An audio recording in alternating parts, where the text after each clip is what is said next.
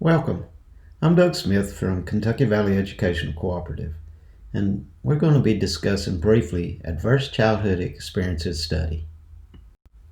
During this brief discussion, we'll be looking at what is ACEs, briefly talking about some long-term effects of ACEs, looking at the types of ACEs, the health risks that may be associated with adverse childhood experiences, and then you'll have an opportunity to find your ACE score.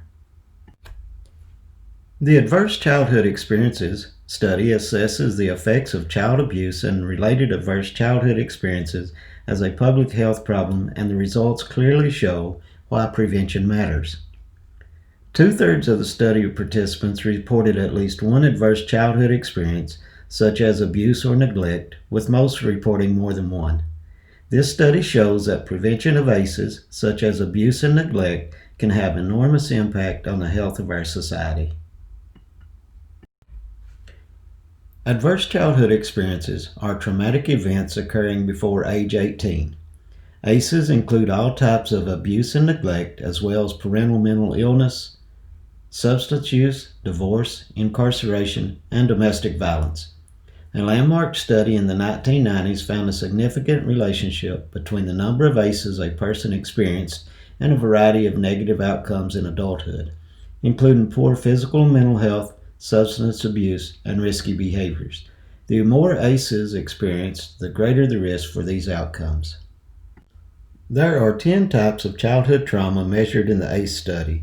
5 are personal: physical abuse, verbal abuse, sexual abuse, physical neglect, and emotional neglect.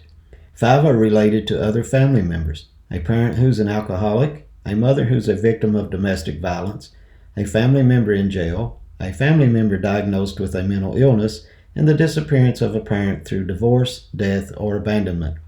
Each type of trauma counts as one, so a person who's been physically abused with one alcoholic parent and a mother who was beaten up has an ACE score of 3.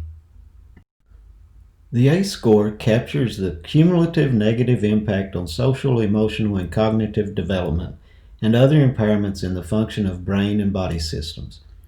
These impairments are the biological pathways to health risks, disability, disease, and early mortality. The short and long-term outcomes of these childhood exposures include many health and social problems. As the number of adverse childhood experiences increases, the risk of developing significant health problems increases in a strong and graded fashion. This is called a dose-response reaction. More ACEs equals more risk for negative outcomes. To view the Adverse Childhood Experiences Study questionnaire and to find your ACE score, please visit aces2high.com. Thank you. I'm Doug Smith from Kentucky Valley Educational Cooperative. If you would like more information on the Adverse Childhood Experiences Study, please contact me at doug.smith@hazard.kyschools.us or doug.smith@theholler.org.